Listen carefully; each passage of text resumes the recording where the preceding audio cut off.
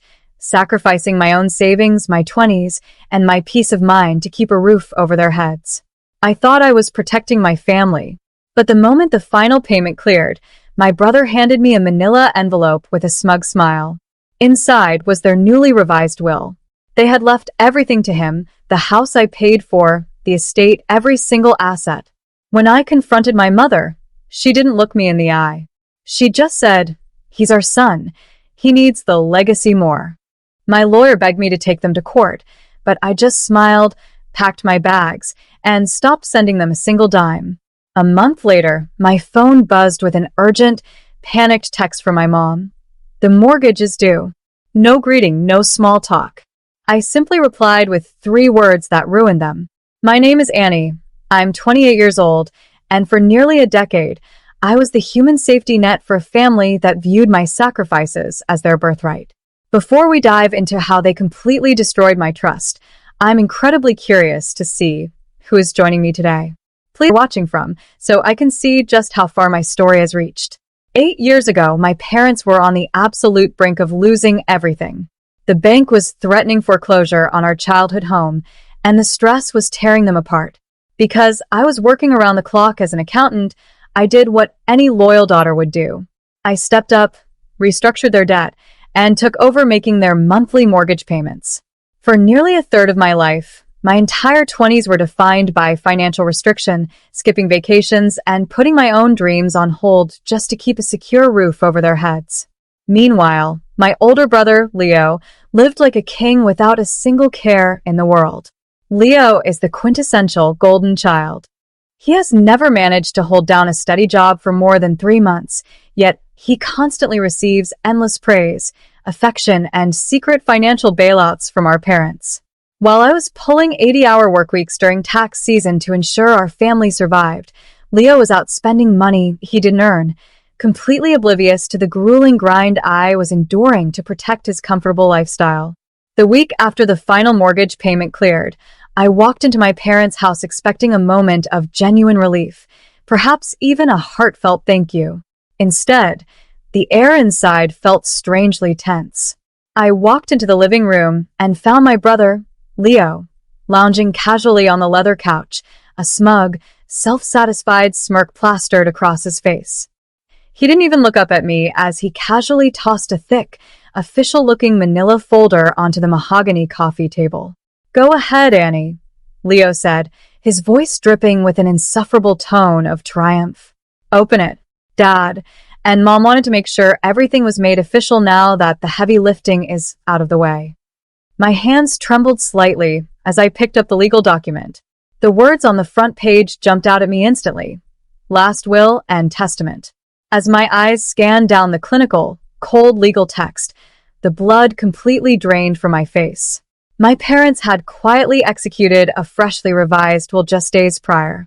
Everything, the properties, the family investments, and the exact childhood house I had spent the last 8 grueling years paying off out of my own pocket, was legally structured to be transferred entirely to Leo upon their passing.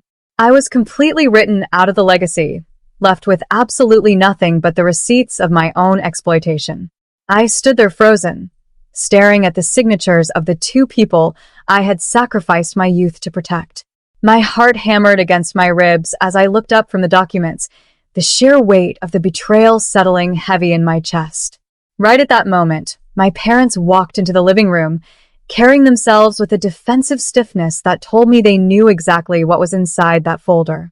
My father couldn't even bring himself to look me in the eye, suddenly finding the floor pattern fascinating, but my mother stood tall, bracing herself for the confrontation. "What is the meaning of this?" I demanded, my voice shaking but sharp as I slammed the papers back onto the coffee table. "I just spent 8 years of my life paying off your mortgage, so you wouldn't lose this roof over your heads. And your response is to give the entire house to Leo." My mother crossed her arms, delivering a crushing blow with absolute calm. "Annie, please don't be dramatic," she said, her voice dripping with synthetic sympathy. "You need to look at this logically. You're a successful accountant. You're independent, smart, and you have a great career ahead of you. You don't need this house. But Leo doesn't have those advantages. He needs a secure safety net to establish his future and protect the family bloodline. The cold entitlement, in her words, made my skin crawl. My 8 years of exhausting financial backing, the missed opportunities, and the grueling overtime were viewed merely as my basic obligation, while my brother's chronic laziness was being rewarded with a $1 million asset. They didn't see a daughter who saved them. They saw a tool to be used. Distraught and reeling from the betrayal, I scheduled an emergency consultation with a senior estate lawyer the very next morning. I sat in his quiet office, watching him flip through the copies of the revised will and the extensive stack of mortgage receipts I had meticulously saved over the last 8 years. As he reviewed the timeline, a sharp, knowing look crossed his face. He leaned forward and pointed directly at a massive legal oversight. "Annie," he explained, "your parents were clever, but they weren't thorough. While this new will leaves the property to Leo, it completely ignores how the final equity release and property taxes were legally structured during your payment years. Because you directly funded the asset's survival without a written agreement designating it as a gift, they have committed a textbook case of unjust enrichment. We can sue them immediately, freeze the title, and force a partition sale." He urged me to take them to court, practically begging me to let him file the lawsuit. But as I stared at the legal documents, a different kind of clarity washed over me. Going to court would mean years of draining legal battles, endless drama, and letting them play the victims to the rest of our extended family. I didn't want to fight them directly anymore. I wanted them to feel the true weight of their choices. I thanked the lawyer, paid his fee, and had him draft a formal waiver releasing me from any future household liabilities or co-signatures. I signed it on the spot. That afternoon, I quietly logged into my banking portal and canceled every single recurring transfer. I stopped paying their hidden extra expenses, their homeowner's insurance, their utility bills, and their property taxes. Then I blocked their numbers and walked away into total silence. Exactly 4 weeks passed in absolute, uninterrupted silence. I spent that month breathing easily for the first time in 8 years, focusing entirely on my own life without the crushing weight of their financial demands. But I knew the peace wouldn't last forever. Right on cue, exactly 30 days after I canceled the transfers, my phone buzzed on the kitchen counter, breaking the silence. I picked it up and saw an urgent, panicked text message from my mother. The message read, "The mortgage is due." There was no greeting, no polite small talk, and not a single question asking how I had been doing after they shattered my heart. It was just the same demanding, entitled tone she had used for nearly a decade, expecting me to jump to their rescue. What my parents hadn't realized was that the original house was indeed paid off, but they had secretly taken out a massive secondary equity loan against the property months ago to fund another, one of Leo's failed business schemes. They had naturally assumed I would just keep quietly paying it off without ever checking the statements. They thought my loyalty was blind. I stared at the screen for a long moment, feeling absolutely no anger, only a profound sense of liberation. I didn't type out a long, emotional paragraph explaining my hurt, nor did I grant them the satisfaction of an argument. I simply typed out a cold, 3-word reply that would permanently shatter their illusion. "Call your heir." I pressed send, locked my screen, and felt the final chains of my exploitation snap completely. Without my monthly financial life support, their house of cards collapsed with terrifying speed. My mother tried to call and text me repeatedly after my reply, but with her number firmly blocked, her frantic messages went completely unanswered. Left with no other choice, my parents finally turned to Leo, demanding that he step up and pay the massive equity loan debt since he was the one inheriting the entire estate. But the golden child's true colors emerged the exact second real pressure was applied.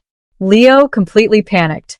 Realizing he would actually have to work and sacrifice his own comfort to save the house, he packed his bags in the middle of the night, threw his hands up in total frustration, and abandoned them to face the financial ruin alone. He didn't care about the family legacy.